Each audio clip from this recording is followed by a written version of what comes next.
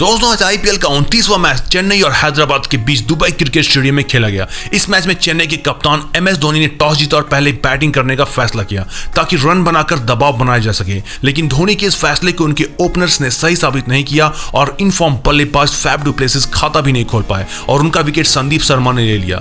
दोस्तों 10 रन पर पहला विकेट खोने के बाद कप्तान धोनी ने बैटिंग ऑर्डर में बदलाव कर दिया और राइडू की जगह सैम कुरन को तीसरे नंबर पर बैटिंग के लिए भेज दिया। दोस्तों धोनी का यह बदलाव कुछ हद तक सही साबित हुआ जब सैम कुरन ने आते ही कुछ बड़े स्ट्रोक्स खेले और 20 गेंद में 31 रन बना दिए, लेकिन वह अपनी पारी को आगे नहीं बढ़ा पाए और संदीप शर्मा ने बोल्ड आउट कर दिया उन्हें। दोस्तों 35 रन पर दूसरा विकेट खोने के बाद चेन्नई पूरी तरह से दबाव में आ गए और चेन्नई को इस दबाव से निकलने का जिम्मेदारी शेन वॉटसन और अंबाती रायडू पर आ गया, क्योंकि ओवर निकलते जा रहे थे और रन बनाने की गति काफी कम थी, क्योंकि 10 ओवर में चेन्नई 69 रन ही बना पाए थे और टॉस जीतकर ऐसे बल्लेबाजी करना धोनी के निर्णय को गलत साबित कर रहा था और ऐसे में टीम की रन गति को बढ़ाने की जरूरत थी। लेकिन तारीफ करनी होगी हैदराबाद की स्पिन गेंदबाजों की, जिन्होंने शानदार गेंदबाजी करते हुए इन दोनों बल्लेबाजों को हाथ खोलने का मौका नहीं दे रहे थे। ऐसे में इन दोनों बल्लेबाजों ने पहले संभाल कर बैटिंग की और आंखें जमने के बाद हैदराबाद के गेंदबाजों पर अटैक किया और अपनी टीम को मुश्किल से निकालते हुए 81 रनों की साझेदारी की और टीम के स्कोर को 116 रन तक पहुंचा दिया। पर उसके बाद इस बेहतरीन जोड़ी को नजर लग गई और खलील अहमद ने रायडू को आउट करके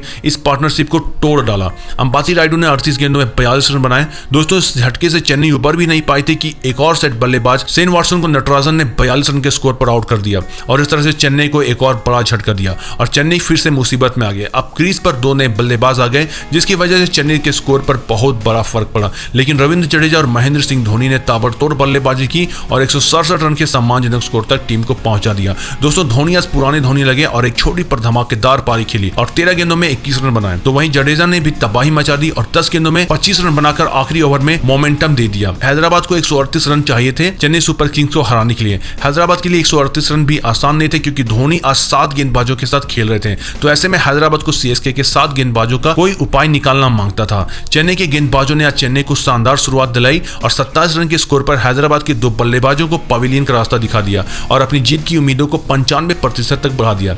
डेविड वार्नर आज चेन्नई के गेंदबाजों के सामने संघर्ष करते नजर आए और 13 गेंद खेलकर 9 रन बना पाए। वहीं मनीष पांडे एक चौका मारकर रन आउट हो गए। अब हैदराबाद को इस मैच में वापसी करने के लिए एक बड़ी साझेदारी की जरूरत थी। जॉनी बेस्टो और केन विलियमसन ने संभल कर खेलते हुए साझेदारी करने की कोशिश की, लेकिन थोड़ा धीमा खेल रहे थे और चतुर कप्तान महेंद्र सिंह धोनी ने दोनों बल्लेबाजों का मन पढ़ लिया और अपने स्पिन गेंदबाज रविंद्र जडेजा को अटैक में आगे कर दिया और रविंद्र जडेजा आते ही जॉनी बेस्टो को, जो कि सेट बल्लेबाज ने चकमा देते हुए बोल्ड कर दिया और इस पनप रहे साझेदारी को तोड़कर चेन्नई को तीसरी सफलता दिलाई। इसके बाद केन विलियमसन ने प्रियम गर्ग के साथ साझेदारी बनाने की कोशिश की, लेकिन धोनी इस जोड़ी को जमने कहां दे सकते थे और प्रियम गर्ग को 16 पर आउट करवा दिया। हैदराबाद को 99 पर चौथा झटका मिल चुका था और इसी के साथ चेन्नई पूरी तरह से हैदराबाद पर हावी हो गए।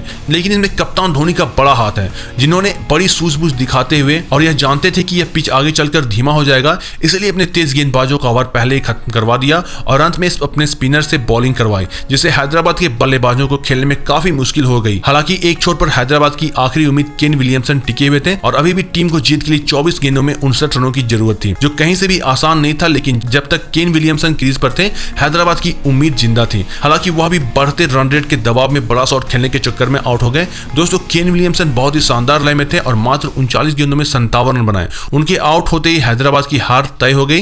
हालांकि आखिरी में राशिद खान ने कुछ बड़े शॉट्स जरूर लगाए, लेकिन अपनी टीम को जीत नहीं दिला सके और धोनी ने फिर से चैंपियन की तरह वापसी की। वीडियो अच्छा लगा तो वीडियो को लाइक कर दें और चैनल को सब्सक्राइब करना गलती से भी ना भूलें।